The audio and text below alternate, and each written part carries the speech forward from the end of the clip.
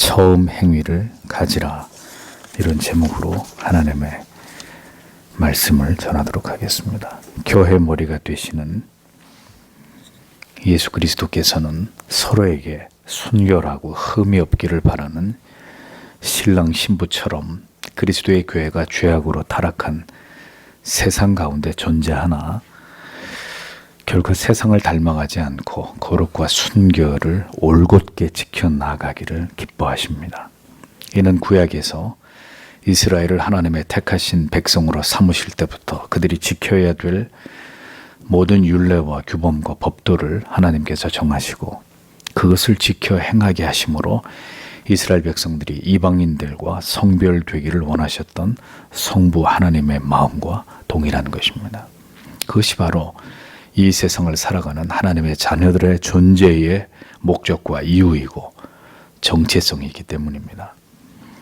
신부가 자신이 만나게 될 미래의 신랑을 위해서 그 육체의 순결을 지키는 것은 단 한 가지 이유 때문입니다. 그를 지극히 사랑하기 위함이죠.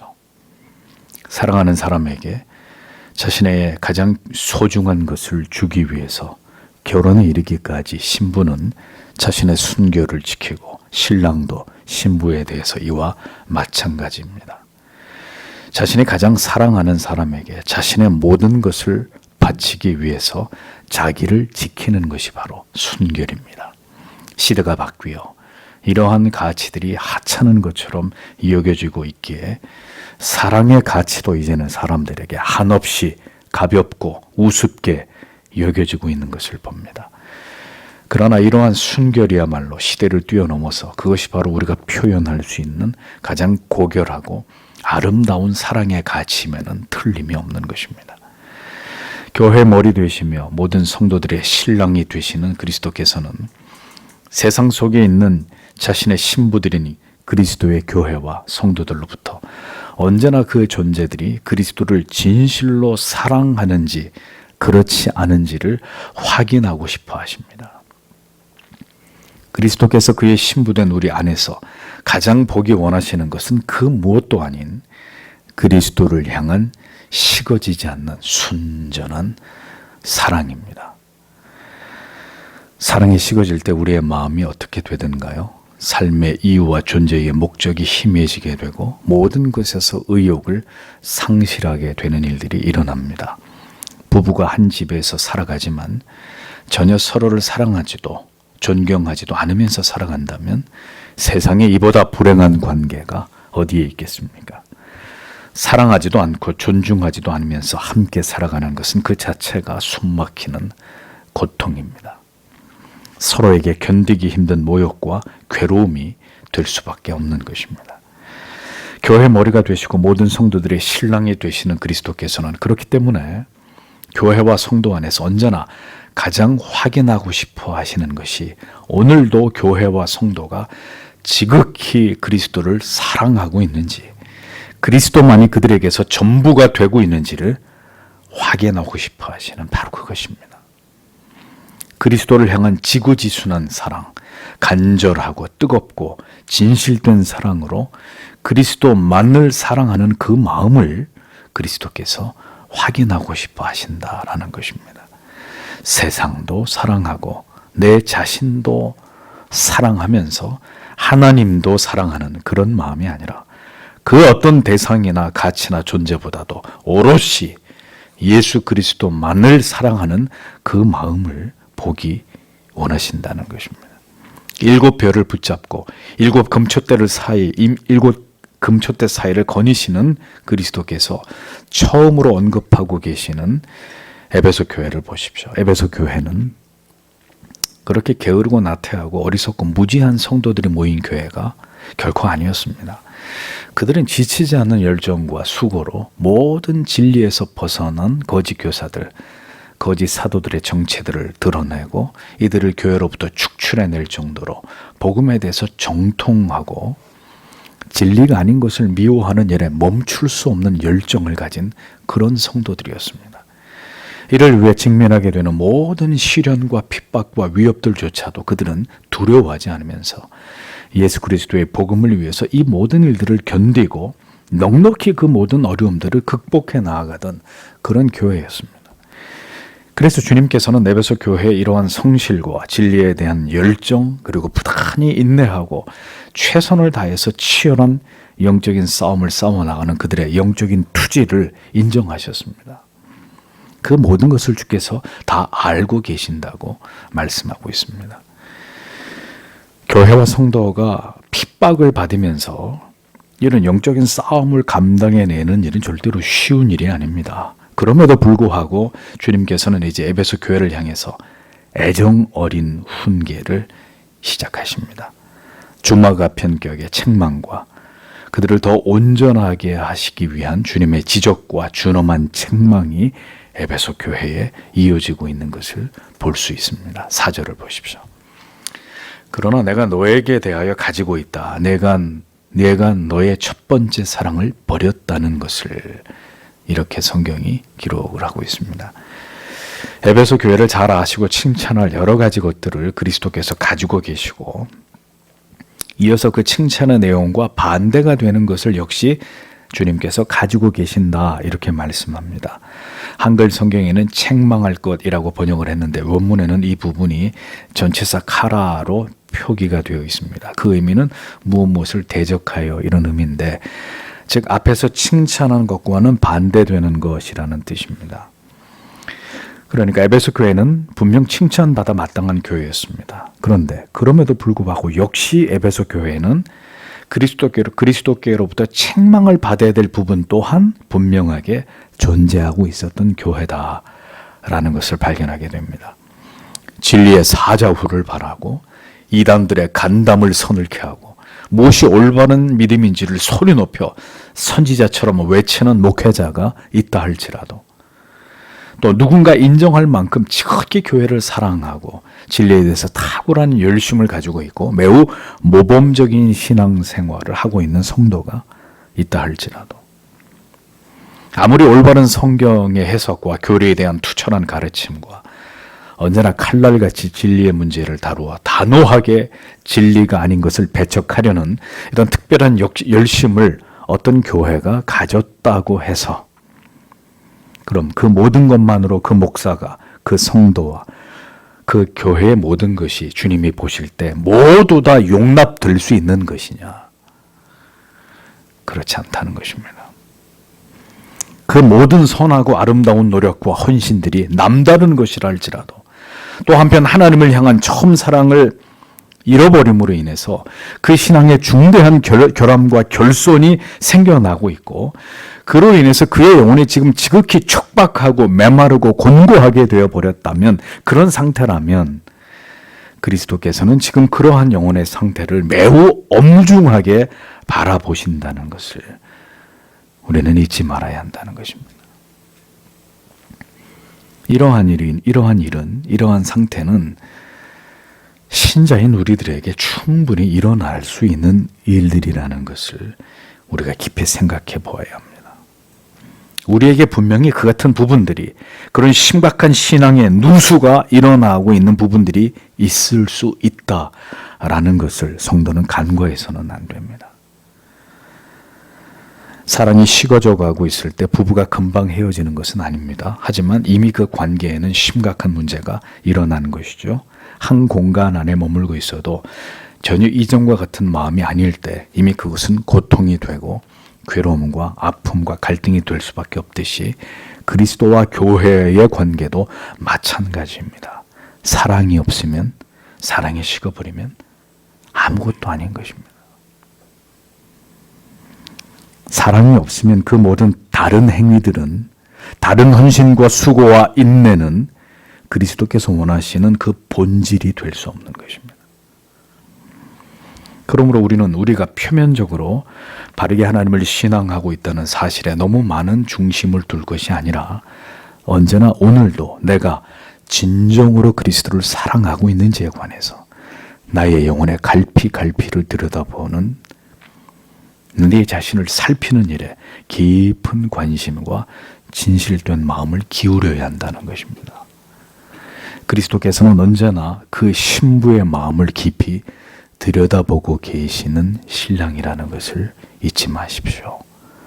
어떤 상황 가운데서도 내 안에 진심으로 그리스도를 사랑하고 그리고 그리스도 안에서 하나 된 지체들을 사랑하는 마음이 소멸되어 가고 있는 것은 아닌지, 십자가의 그 사랑과 감격과 감사가 내 안에서 싸늘하게 소멸되어 가고 있는 것은 아닌지를 돌아볼 필요가 성도에게 있다는 것입니다. 여러분은 지금 그리스도를 진정으로 사랑하고 계십니까? 오늘도 그 마음으로 주를 예배하기 위해서 모든 것을 버려두고 주께로 나온 것입니까? 에베소 교회를 보십시오. 주께서 무엇을 그들에게 지적하고 계십니까? 너의 처음 사랑을 버렸느니라 라고 말씀합니다. 주님의 지적은 신랄합니다. 핀셋으로 찝어내듯이 정확합니다. 촌철살인과 같은 주님의 이 한마디는 에베소 교회 성도들의 급소를 저격하기에 충분한 엄청난 충격파를 만들어냈을 것입니다. 그들은 이 말씀에 허를 찔리게 되었을 것입니다. 그토록 진리를 위해서 열심히 싸우던 전사와 같던 에베소 교회를 향해서 주님께서 말씀하신 뜻밖의 예리한 질책은 다름 아닌 무엇인가 중대한 것을 그들이 지금 잃어버렸다는 것입니다. 그것은 바로 처음 사랑이다 라고 말씀하시는 거죠. 즉 예수님을 처음 영접했을 때 그들이 맛보았던 그 감격, 그 가슴 설레임, 그 뺨을 타고 흐르던 십자가의 그 사랑에 대한 진한 감동이 그들의 마음과 영혼 속에서 찾아보기 어렵게 된 것에 관해서 주님께서는 바로 이 부분을 날카롭게 지적하신 것입니다. 사랑에 빠졌을 때를 기억하십니까? 세상에서 가장 행복하고 즐겁고 흥분되고 설레이던 그때를 기억하실 것입니다. 죄에서 구속함을 받아 거듭난 하나님의 자녀가 되었음을 믿고 깨닫고 고백하게 되었을 때 그리스도의 사람들은 생애적인 기쁨을 맛보게 됩니다. 다시 태어난 것 같은 그 감격의 순간과 환희의 때를 어떻게 다 표현하고 설명하겠습니까? 본래보다 못한 나를 사랑하신 하나님의 그 크신 사랑과 아들을 주시기까지 죄인을 향해 베풀어 주시는 하나님의 그 놀라운 은혜를 깨닫고 난 이후에 하나님을 향해서 드렸던 그 뜨거운 고백들의 기억을 성도가 어떻게 잊어버릴 수 있겠습니까? 그런데도 불구하고 문제는 그러한 은혜의 기억은 희미하게 남아 우리 안에 분명히 존재하지만 그렇게 우리의 영혼을 전율하게 했던 예수 그리스도의 십자가를 통한 구원의 감격과 기쁨은 시간이 흘러가면서 소멸되고 사라지더라 하는 것입니다. 그 마음이, 그 잊을 길 없었던 사랑에 빚진 마음이 시간이 흐르고 세월이 지나가면서 점점 옅어지더라 하는 것입니다. 그것이 여전히 우리 안에 존재하는 하나님에 대한 신앙의 무죄와 죄 때문인 거죠. 에베소 교회는 그렇게 점점 그리스도에 대한 사랑의 감격과 기쁨이 사라졌어도 그들은 여전히 열렬히 거짓된 복음과 싸우고 거짓 교사들의 정체를 폭로하고 겉보기에는 여전히 복음을 위해 치열한 삶을 살아가고 있었습니다. 우리는 이런 에베소 교회의 성도들의 모습을 통해서 중요한 교훈을 얻게 됩니다. 신앙이라고 하는 것이 그 중심에 그리스도에 대한 뜨거운 사랑, 그 처음의 감격과 설레임과 기쁨을 모두 잃어버려도 어떤 관성의 힘에 의해서 계속 신앙의 수레바퀴는 굴러가더라라는 거죠. 사랑을 잃어버리고도 표면적으로 부부로 사랑하는데 이상이 없듯이 가슴에 뜨거운 십자가에 대한 감격과 사랑이 모두 소멸되었어도 자신들이 옳다고 믿는 어떤 신앙의 가치를 위해서 열심히 헌신할 수 있고 그 일에 무섭게 몰두하는 것이 얼마든지 가능하다는 사실입니다. 사랑이 식어졌어도 그렇게 치열하게 사랑하는 것으로 그 모든 것을 상쇄할 수 있다고 생각하는 것입니다. 그러나 그것은 남편을 사랑하지도 않으면서도 생일이 되면 비싼 선물을 주고 분위기 좋은 곳에서 외식을 하는 것으로 사랑하지 않는 마음을 마치 사랑하는 것처럼 대신할 수 있다고 믿는 것만큼이나 어리석은 것입니다. 그리스도께서는 우리의 그러한 행위적인 열심을 보시는 것이 아니라는 것을 우리는 분명히 깨달아야 합니다. 주님께서는 우리의 행위를, 그 헌신의 정도와 내용만을 중요하게 여기시는 것이 아니라 그 모든 것 가운데 진실로 처음 사랑이 여전히 그 내면에, 그 영혼과 마음 속에 유지되고 있는가, 이것을 보신다는 겁니다.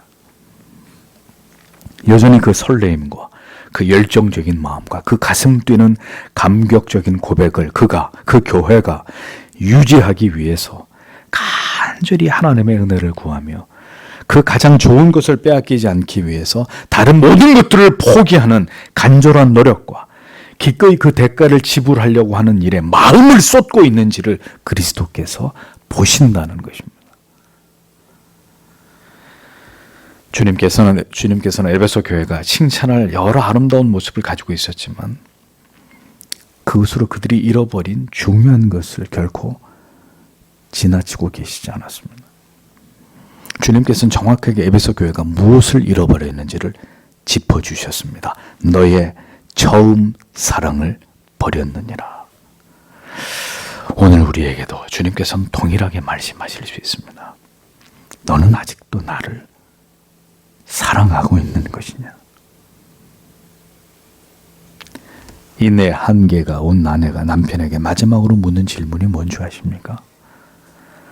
당신 아직도 나를 사랑하고 있는 것입니까?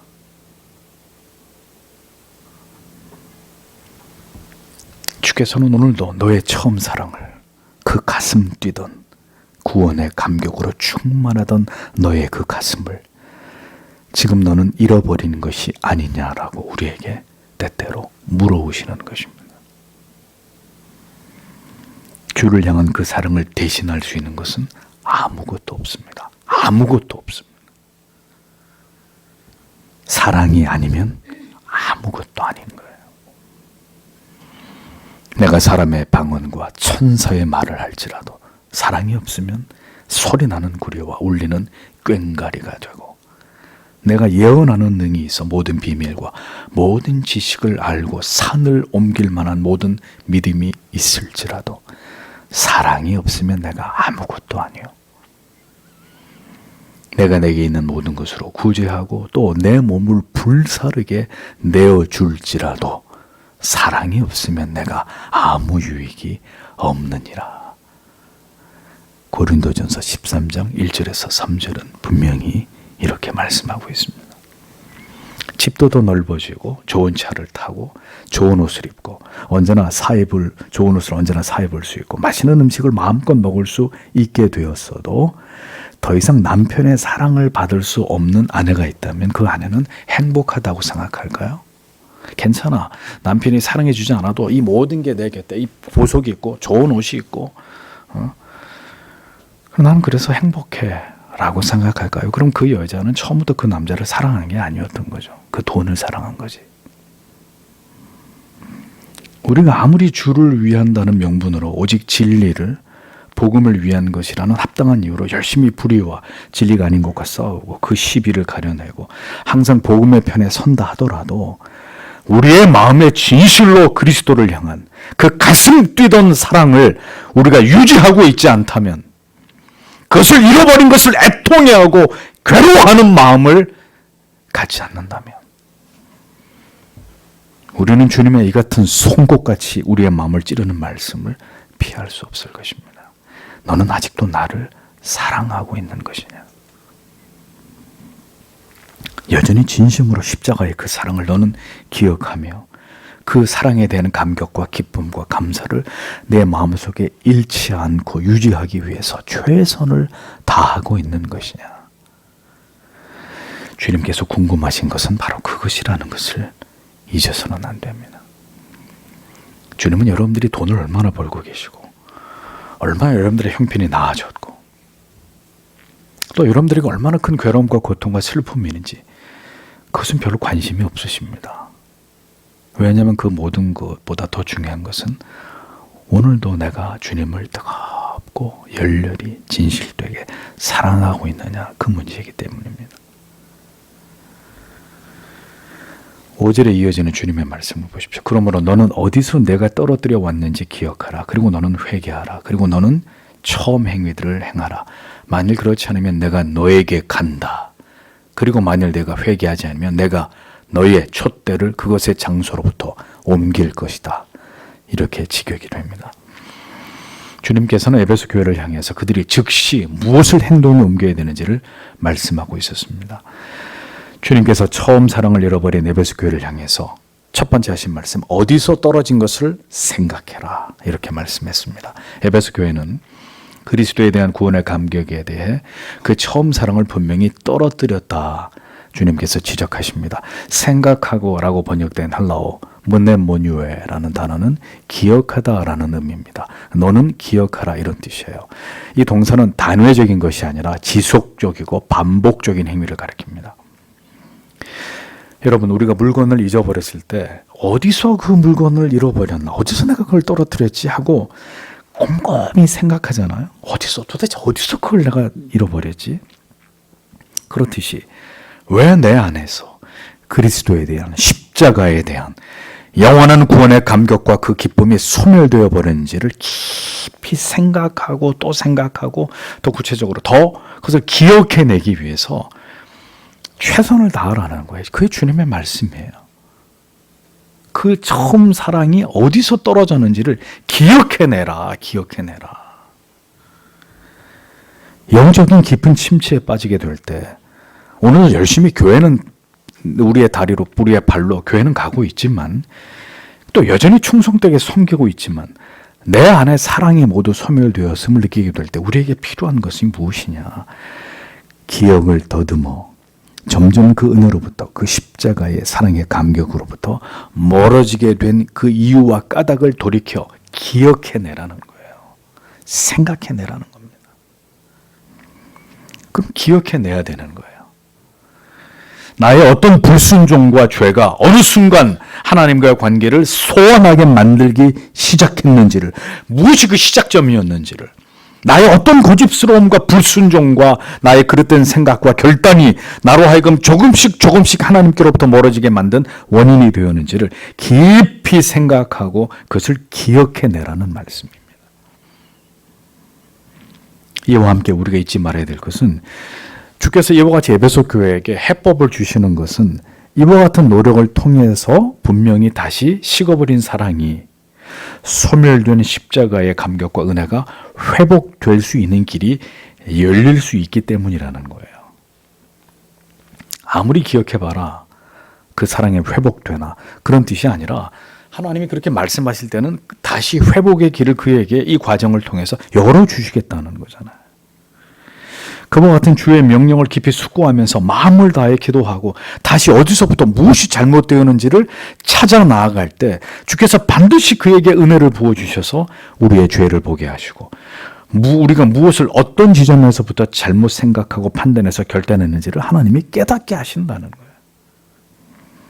우리가 듣고 깨달은 바가 있어 바른 진리의 길을, 믿음의 길을 갈 수는 있습니다. 그러나 우리가 가장 경계해야 될 일은, 그렇다고 해서 우리 안에서 그리스도에 대한 순전한 사랑과 구원의 감격과 내세에 대한 분명한 확신을 잃어버린 일들을 하나님이 그냥 못 본 채 해주시느냐?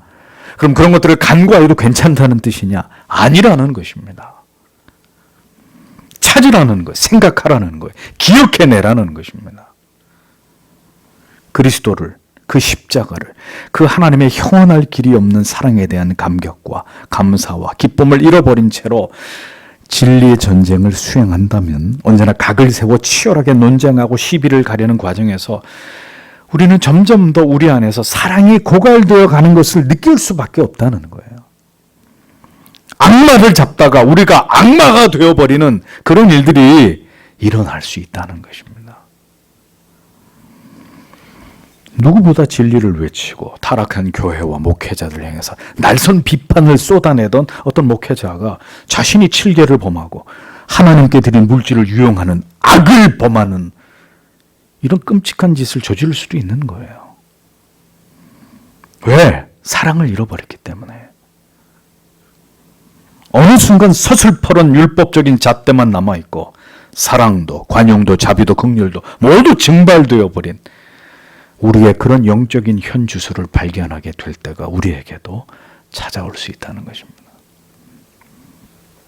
호렙산에서 여호와의 불을 내려 바알과 아세라를 섬기던 850명의 선지자들, 그들을 모두 도륙하고 크게 하나님께 영광을 돌렸던 엘리야 선지자도 간악한 왕후 이세벨이 그를 죽이겠다고 하니까 그 말을 듣고 어떻게 했어요? 하나님, 지금 내 생명을 취해달라고 죽기를 간구하잖아요. 하나님 앞에. 하나님께서 맡기신 일들을 힘있게 왕성하게 감당하면서도 우리의 내면은 한없이 유약해질 수 있고, 어제는 뜨겁고 열렬하다가도 오늘은 차갑게 싸늘히 식어버릴 수도 있는, 그게 한없이 연약한 우리의 모습입니다.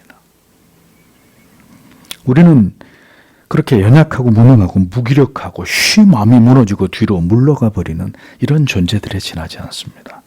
에베소 교회 성도들도 그러했던 것이죠. 자기들이 그렇게 될 수 있는 존재들이라는 것을 언제나 생각했어야 합니다. 그런데 모든 넘어지는 자들의 공통점이 뭔지 아세요? 나는 절대로 그렇게 되지 않아 라는 자만입니다. 어리석은 자기 과신입니다. 거짓 사도들과 맞서 격렬히 싸우고 치열한 삶으로 박해와 위협을 이어내고는 있었지만 그들의 마음은 때때로 텅 비어버리게 되는 때가 있었던 것이죠.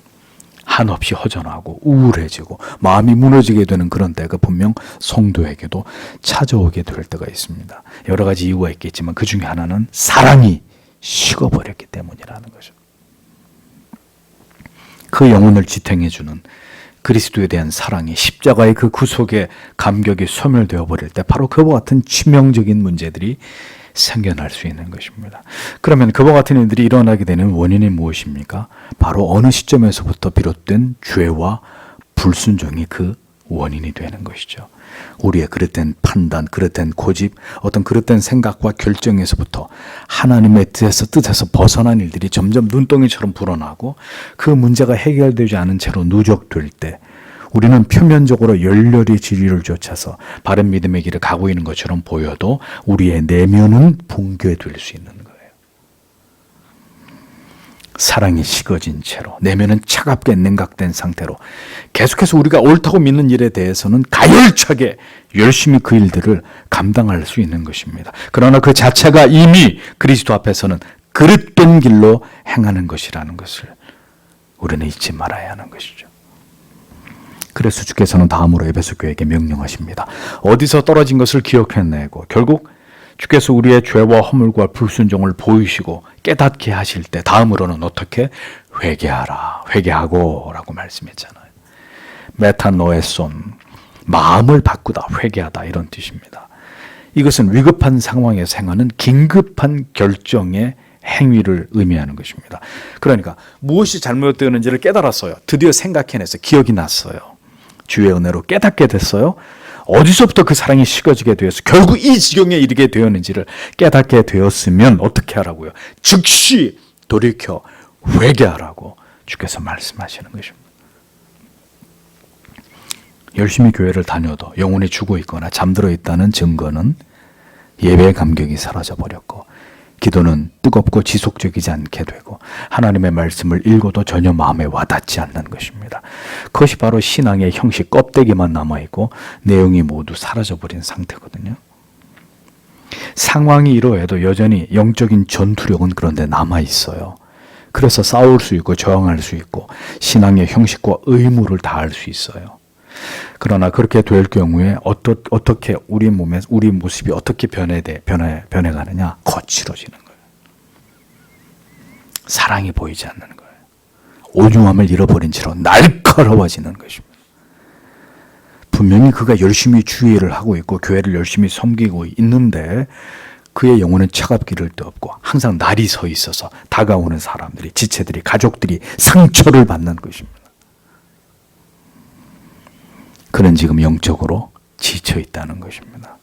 사랑으로 하는 것이 아니라 막연한 의무와 책임과 관성으로 그 일을 하고 있기 때문입니다. 그 모든 일들은 경건의 훈련이 무너지고 크고 작은 죄를 간구했고 양심의 소리를 묵살했고 결국 회개가 사라져버린 삶에서 시작된 것입니다. 그러므로 간절히 주께 기도하고 기억하고 생각하고 깨닫게 하시는 주의 은혜가 임하기를 먼저 소원해야 되고, 마침내 주님께서 우리의 죄와 허물을 보게 하실 때 철저하게 그것을 인정하고 회개하고 그 죄로부터 돌이키는 일이 있어야 한다는 거죠. 주님의 에베소 교회에게 그것을 원하고 계셨다는 것입니다. 영적으로 깊이 잠들어 있는 지체들을 봅니다. 일에 치이고 전혀 경건을 훈련하지 않은 채로 자기를 방치하고 있습니다. 예배도 말씀도 기도도 멀어진 채로 기계처럼 살아가는 모습을 봅니다. 살아있으나 죽어 있는 모습으로 그렇게 살아갑니다. 그런 상태에서 내린 모든 결정들이 그를 더욱 그리스도께로부터 멀어지게 하는 것을 봅니다. 어디서 떨어진 것을 생각하고 회개해야 합니다. 그것만이 살 길입니다. 부디 주께서 은혜를 긍휼을 베풀어 주셔서 복원 지점을 알게 해주시고 어디서부터 잘못되었는지를 깨닫게 해주시기를 기도해야 합니다. 분명 어떤 지점에서부터 그릇된 길로 시작되었기에 점점 더 하나님께로부터 멀어지는 벗어나는 일들이 일어나는 것입니다. 교회와 멀어지고 예배와 담을 쌓고 지체들과 목사와 멀어지고 점점 자기의 영혼이 걷잡을 수 없는 격길로 행하게 되는 것을 느끼는 것이죠. 그런데도 어떤 면에서는 아직 신앙의 굴레를 유지하고 있단 말이에요. 교회 나와서 졸더라도 교회는 일단 온단 말이죠. 여전히 신앙적인 어떤 부분은 굳게 지키려고 하는 모습을 보일 수 있습니다. 스스로 다독이면서 아직은 괜찮아, 돌아갈 수 있어 라고 생각한다는 거죠. 그게 사탄의 속삭임이라는 걸 모르고 그렇게 있는 거예요. 그 자리에 뭐 어떻게 되겠지 하면서. 그러나 그의 영혼의 상태는 이미 기울어진 배와 같습니다. 무엇인가 중대한 문제가 그 영혼에 생겨났고 꼬리에 꼬리를 물고 점점 더 하나님과 멀어지게 되는 일들이 일어나고 있는 것입니다. 그러므로 생각하고 회개함으로 돌이켜야 합니다. 그 일은 절대 시간을 두고 천천히 할 일이 아니라 지금 당장 시급하게 돌이켜야 되는 문제입니다. 주께서 이어 처음 행위를 가지라고 말씀하십니다. 가지라, 포이의 손, 행하다, 만들다 그런 뜻입니다. 처음 행위, 행위 에르가라는 단어는 단순한 어떤 선한 행위가 아니라 하나님과 사람을 향한 순수한 그리고 뜨거운 행위를 의미합니다. 그러니까 하는 척하는 게 아니라 다시 마음이 본래로 돌이켜져서 그 마음에서 비롯되는 뜨거운 열정적인 행동을 말하는 거예요. 그것은 에베소 교회가 처음 주님을 영접하고 나서 느꼈던 그 하나님을 향한 열렬하고 지고지순했던 간절한 사랑을 의미하고 그 사랑을 통해서 드러났던 선하고 아름다운 행위를 가리키는 것입니다. 제 아내와 제가 처음 연애할 때 저는 아내를 기다리기 위해서 2시간을 먼저 나가서 기다린 적도 있습니다. 지금 생각하면 멍청하다 그럴지도 몰라요. 그때는 뭐 핸드폰도 없고 아무것도 없고 그냥 언제 만나 그러면 주구장창 기다릴 수밖에 없는 그런 시대였는데 2시간을 먼저 나와서 기다린 적이 있습니다. 금요 기도회가 끝나면 11시간 넘는데 아내를 집에까지 태워다 주고 집으로 돌아갑니다. 그러니까 항상 12시간 넘어서 집에 들어갔어요. 금요일에. 아내는 저를 위해서 피자를 만들어 와가지고 해화동 마로니에 공원에 벤치에 앉아서 함께 먹은 기억이 생생합니다. 여러분 연인들을 보십시오. 하루 종일 함께 있어 놓고도 집에 들어가서 또다시 자기 전까지 전화 통화를 합니다. 하루 종일 있어 놓고도. 연인들의 대화를 옆에서 들어보십시오. 옆에서 들으면 별로 웃기지도 않는 얘기인데 그렇게 웃음이 멈추지 않습니다. 보고 있어도 보고 싶은 게 사랑이잖아요.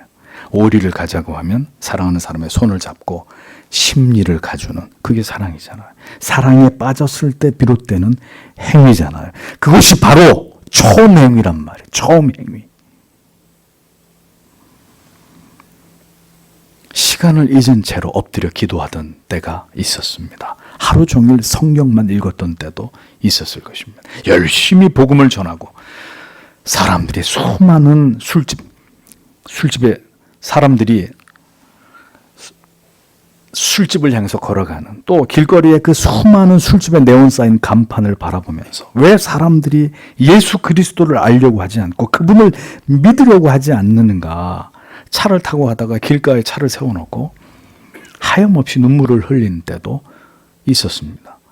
사람들이, 지체들이 혹 내 말에 상처를 받지 않을까 노심초사하게 되고, 죄를 짓지 않으려고 부단히 애쓰고 죄를 혐오하고 미워하던, 죄에 대해서 아주 민감하던 그런 때들이 저뿐만 아니라 여러분들에게도 있었을 것입니다. 그것이 그리스도를 만났을 때 그 사랑이 우리를 변화시켜 놓았던 삶의 모습이었고, 그것이 우리의 처음 행위였단 말이에요. 처음 행위. 다시 뜨겁고 열렬하게 하나님을 사랑하고 지체들을 사랑하라는 것입니다. 그 처음의 행위가 그 사랑으로 열렬히 타오르던 그때로 돌아가야 한다고.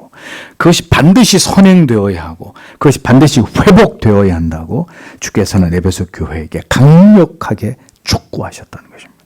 그 가슴 설레이는 사랑과 그 마음으로 너희의 행위가 철저하게 주를 향해서 그와 같도록 명하고 계셨다는 것입니다.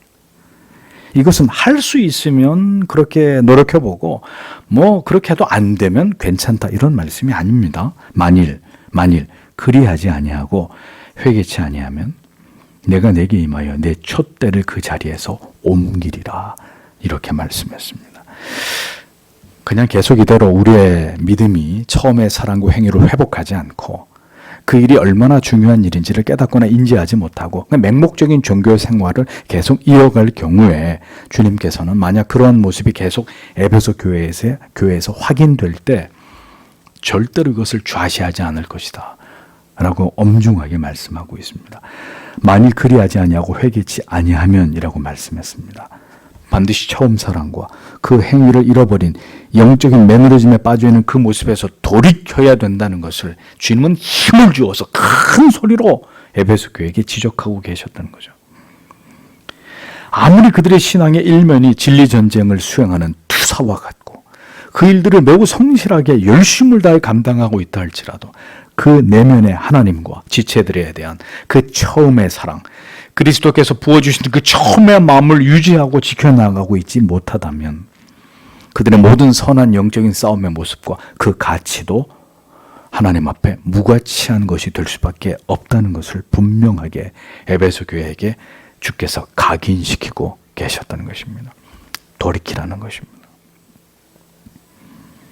그토록 주께서 간절히 말씀하시고 있다는 것은 에베소 교회가 오늘을 살아가는 우리들이 그와 같은 마음을 먹고 주의 도우심과 은혜를 구할 때 반드시 그렇게 처음 사랑을 회복할 수 있도록 도와주신다는 것을 주님이 약속하고 계시는 것이고 보증하고 계시는 것입니다. 그렇게 되도록 도와주시겠다는 것입니다. 그런데 우리는 종종 생각하는 거예요. 결혼을 하고 20년이 지나고 30년이 지났는데 목사님 어떻게 그때로 다시 돌아갈 수 있겠습니까? 부부가 결혼을 해서 오랜 세월이 흐르고 나면 여전히 부부간의 사랑과 신뢰가 깊은 것이 더 이상하게 여겨지는 이런 경우들을 보편적으로 우리가 대하잖아요. 결혼을 한 지 오래되었어도 신앙이 깊은 부부간에는 금슬이 좋은 것이 당연한 건데 그런 모습이 오히려 부러움을 사고 희생을 사는 이런 이유가 되는 거죠. 네. 그러니까 우리가 다시 처음 사랑에 불 붙었던 대로 돌아가는 것은 불가능한 일이라고 단정해 버리듯이 하나님과의 사랑도 우리는 그렇게 된다고 생각하는 거예요. 그렇게 될 수 없다고 여기는 거죠. 믿은 지 얼마 되지 않는 성도가 뜨겁고 간절하게 제일 앞자리에 나와서 열심히 예배드리고 눈물 흘리고 찬송 부르고 이런 하나님을 신앙하는 모습을 볼 때 신앙의 연륜이 오래된 성도님들이 속으로 이렇게 생각하는 거예요. 어떻게 해요?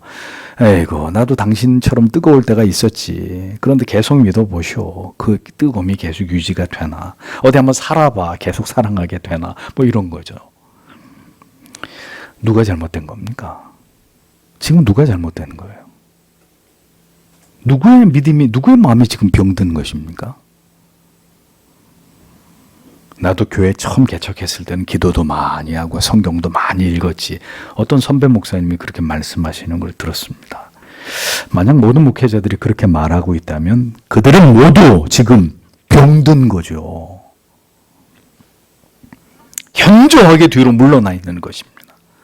처음의 사랑, 처음의 행위를 잃어버린 것입니다. 문제는 그렇게 해도 목회는, 교회는 별 어려움이 없이 돌아가고 사업은 잘 되고 자녀들은 별 탈이 없고 여전히 교회 안에서 신앙의 좋은 성도로 보여지고 여전히 내가 노력하고 애쓰고 있는 주의 일들이 있고 그렇기 때문에 별 문제가 없다고 스스로 여기는 것입니다. 특별히 내 신앙에 문제될 것이 없다고 스스로 여기고 있는 것입니다. 그러나 주님의 평가는 내가 처음 행위를, 처음 사랑을 지금 버렸다. 돌이키지 않으면 안 된다고. 그렇게 될 수 있는 것입니다. 주님은 이어서 엄중하게 말씀하시잖아요. 돌이켜 회개하지 않으면 내가 내게 임하여 내 촛대를 그 자리에서 옮겨버리겠다고 선포하십니다. 내가 내게로 가겠다. 이것은 친밀함의 표현이 아니에요. 다가와서 사랑의 교제를 나누시겠다는 의미가 아니라 내가 갈 때 채찍을 가지고 내게로 갈 것이다. 내가 다시 내게로 갈 때는 너의 촛대를 옮겨버리기 위해서 너에게 가게 될 것이다. 지엄한 경고의 말씀입니다. 촛대를 옮긴다는 게 무슨 뜻입니까? 내가 아무리 열심으로 진리의 선한 싸움을 싸우고 내가 인정할 만한 아름다운 신앙의 업적들을 쌓아간다 하더라도 너는 이제 교회로서의 모든 지위와 특권과 영광을 잃어버리게 될 것이다. 그런 뜻입니다. 너에게서 이제부터 모든 은혜의 역사들은 사라져버릴 것이고 형태만 유지하고 있는 그 무늬만 교회인 영적으로 죽은 교회로 내가 만들어버릴 것이다. 그런 뜻입니다. 모세가 시내산에 올라서 하나님의 계명을 받고 있을 때 이스라엘은 우상을 숭배하는 죄를 범했고 하나님이 이스라엘에서 크게 진노하셨죠. 그들을 다 죽여버렸습니다. 그 징벌 이후에 하나님께서 모세에게 이렇게 말씀하시죠. 출애굽기 33장 3절에 너희로 젖과 꿀이 흐르는 땅에 이르게 하려니와 나는 너희와 함께 올라가지 아니하리니 이는 너희가 목이 곧은 백성인즉 내가 중로에서 너희를 진멸할까 함이니라 하시니 이렇게 말씀합니다.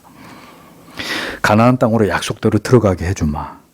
그러나 더 이상 나는 너희와 동행하지 않는다. 청천벽력 같은 말씀을 하나님이 모세에게 하십니다. 더 이상 하나님이 동행하지 않겠다. 이 말씀의 의미를 잘 알고 있었던 모세는 백성들과 함께 한없이 슬퍼합니다.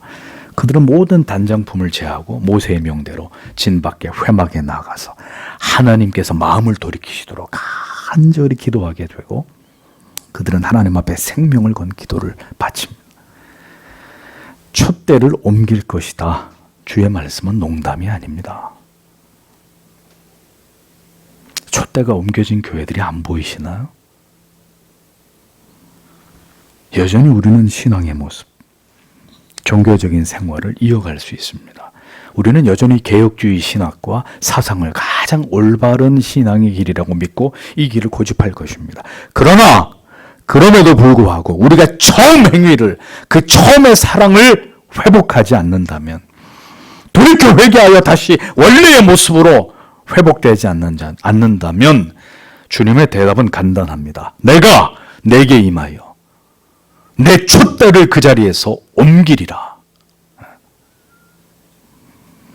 더 이상 너를 통해서, 너의 삶을 통해서 나의 뜻을 이루지 않을 것이고 모든 신자로서의 지위를, 그리스도의 영광스러운 교회로서의 지위를 잃어버리게 될 것이라고 지엄하게 말씀하고 계신다는 것을 우리는 잊지 말아야 합니다. 하나님을 사랑하는 마음을 잃어버려도 하나님께서 나의 다른 충성과 헌신을 통해서 나를 인정하시고 나를 내치지 않으실 거야. 그건 여러분의 생각입니다. 부부가 사랑을 잃어버려도 한 집에서 삽니다. 여름이면 같이 휴가도 갑니다. 함께 외식을 하고 그렇게 한 집에서 살아갈 수 있습니다. 때가 되면 이를테면 생일이나 결혼기념일 같은 때 선물을 하기도 합니다. 그런데 더 이상 사랑이 느껴지지 않는다면, 더 이상 이 사람이 나를 사랑한다고, 나를 존경한다고, 존중한다고 여겨지지 않는다면 그 부부는 행복할까요? 부부의 외형만 유지하고 있을 따름입니다. 다른 사람들이 보기에 문제가 없어 보이는 쇼윈도우 부부죠. 그런 상태를 유지하면서 살아가야 한다면 분명히 그것은 행복이 아니라 고통일 것입니다. 일곱 별을 붙잡고 일곱 금촛대 사이를 거니시는 분께서 이를 결코 용납하지 않으시는 분이십니다. 우리는 지금 엄중한 때를 지나가고 있습니다. 지금 교회가 그리고 성도가 이러한 시련 속에서 하나님께 보여드려야 될 모습이 무엇입니까? 어떤 핑계와 변명과 이유보다는 하나님께로 나아가서 우리의 잃어버린, 몸이 건조해져 버린, 더 이상 마음을 다해서 하나님을 사랑하지 않고 있는, 하나님께 생명을 다한 예배를 드리지 못한 지난 날들에 대한 회개가 아니라면 우리에게 필요한 게 무엇이겠습니까?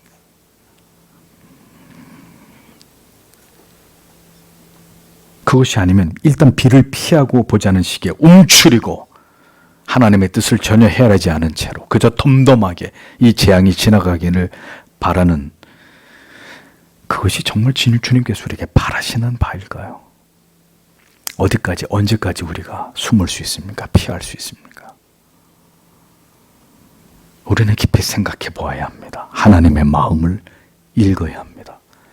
신자라면 다른 당위나 세상에서 다른 말들, 들려오는 다른 말들을 휘둘리고 두려워하는 것이 아니라 지금 교회에게 주시는, 지금 하나님의 백성들에게 말씀하고 계시는 주님의 이 지엄하신 음성에 우리는 귀를 기울여야 할 때입니다. 모두 떨치고 일어나서 오늘도 에베소 교회에게 주시는 주님의 이 무거운 음성을 듣기를 바랍니다.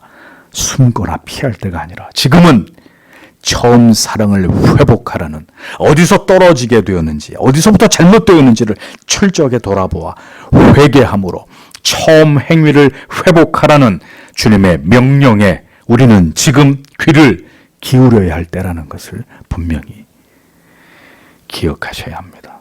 그렇게 주께 나와 엎드리는 자, 다시 그 처음 사랑의 행위를 회복하기를 간절히 소원하는 자를 오늘도 한국교회 안에서 주님이 찾고 계시는 것입니다. 그 사람이 바로 여러분이 될 수 있는 것이죠.